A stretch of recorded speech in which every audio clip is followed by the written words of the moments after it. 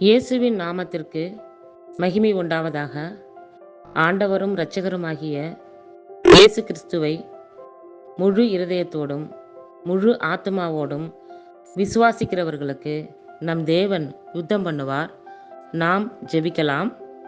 கர்த்தர் பராக்கிரமசாலியைப் போல் புறப்பட்டு யுத்த வீரனைப் போல் வைராக்கியமூண்டு முழங்கி கெர்ச்சித்து தம்முடைய சத்துருக்களை மேற்கொள்ளுவார். ஏசாயா 42:13. கர்த்தர் உங்களுக்காக யுத்தம் பண்ணுவார். யாத்திராகமம் 14:14.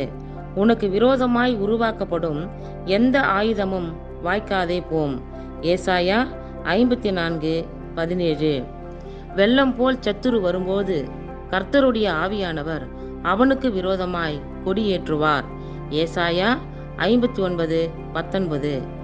மேகத்தின் நிழலினால் வெயில் தணிகிறது போல் பலவந்தரின் ஆரவாரம் தனியும். ஏசாயா 25:5. கூலம் எருக்களத்தில் மிதிக்கப்படுவது போல மோவாப் அவர் கீழ் மிதிக்கப்பட்டு போம். ஏசாயா 25:10. கர்த்தரின் சுவாசம் கெந்தக தீயை போல அதை கொளுத்தும். ஏசாயா 30:33. அப்பொழுது கர்த்தர் மகா பலத்த மேல்காற்றை வீசும்படி செய்தார். அது வெட்டுக்கிளிகளை அடித்து கொண்டு போய் செங்கடலிலே போட்டது. எகிப்தின் எல்லையில் எங்கும் ஒரு வெட்டுக்கிளியாகிலும் மீதியாய் இருந்ததில்லை. யாத்திராகமம் 10:19. நீ எனக்கு விரோதமாய் கொந்தளித்து வீரியம் பேசினது என் செவிகளில் ஏறினபடியினாலே நான் என் துரட்டை உன் மூக்கிலும் என் கடிவாளத்தை உன் வாயிலும் போட்டு நீ வந்த வழியே உன்னை திரும்ப பண்ணுவேன். ஏசாயா 37:29. உன் வில்லை உன் இடது கையிலிருந்து தட்டிவிட்டு உன் அம்புகளை வலது கையிலிருந்து விழப்பண்ணுவேன். எசேக்கியேல் 39:3. அவர் பூமியின் கடைமுனை மட்டும் யுத்தங்களை ஓய பண்ணுகிறார். வில்லை ஒடித்து ஈட்டியை முறிக்கிறார். ரதங்களை நெருப்பினால் சுட்டெரிக்கிறார். சங்கீதம் 46:9.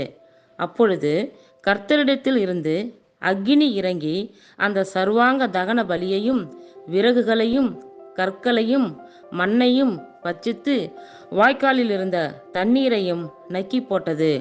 1 ராஜாக்கள் 18:38. நீர் அவனுடைய ஈட்டிகளினாலேயே அவனுடைய கிராமத்து அதிபதிகளை உருவ குத்தினீர். ஆபகுக் 3:14. அவர் தம்முடைய இருதயத்தை அவனுக்கு விரோதமாக திருப்பினாராகில் அவனுடைய ஆவியையும் அவனுடைய சுவாசத்தையும் தம்மிடத்தில் இழுத்து கொள்வார். யோபு 34:14. மனுஷனுடைய கோபம் உமது மகிமையை விளங்க பண்ணும். மிஞ்சும் கோபத்தை நீர் அடக்குவீர். சங்கீதம் 76:10. நானோ கேதுரு மரங்களைப் போல் உயரமும் கர்வாலி மரங்களைப் போல் வைரமுமாய் இருந்த எமோரியனை அவர்களுக்கு முன்பாக அழித்தேன். உயர இருந்த அவனுடைய கனியையும் தாழ இருந்த அவனுடைய வேர்களையும் அழித்து போட்டு. ஆமோஸ் 2:9. கர்த்தர் துஷ்டரின் தண்டாயுதத்தையும் அரசாண்டவர்களின் செங்கோலையும் முறித்து போட்டார். ஏசாயா 14:5.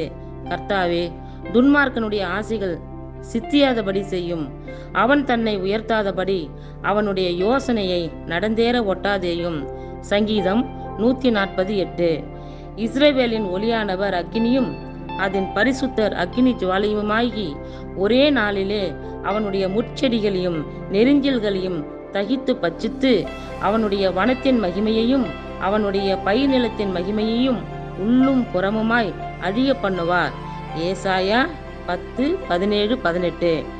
வலுவான தண்ணீர்களிலே கல்லை போடுகிறது போல அவர்களை தொடர்ந்தவர்களை ஆழங்களிலே போட்டுவிட்டீர். நெகேமியா 9:11. தொடருவேன், பிடிப்பேன், கொள்ளையாடி பங்கிடுவேன். என் ஆசை அவர்களிடத்தில் திருப்தியாகும். என் பட்டயத்தை உருவுவேன். என் கை அவர்களை சங்கரிக்கும் என்று பகஞ்சன் சொன்னான். உம்முடைய காற்றை வீச பண்ணினீர். கடல் அவர்களை மூடிக்கொண்டது. திரளான தண்ணீர்களில் ஈயம் போல அமிழ்ந்து போனார்கள். யாத்திராகமம் 15:9-10. ஆண்டவர் சீரியரின் இராணுவத்திற்கு ரதங்களின் இரைச்சலையும் குதிரைகளின் இரைச்சலையும் மகா இராணுவத்தின் இரைச்சலையும் கேட்க பண்ணினதினால் தங்கள் கூடாரங்களையும் தங்கள் குதிரைகளையும் தங்கள் கழுதைகளையும் தங்கள் பாளையத்தையும் அவைகள் இருந்த பிரகாரமாய் விட்டு தங்கள் பிராணன் மாத்திரம் தப்பும்படி ஓடி போனார்கள். 2 ராஜாக்கள் 7:6-7.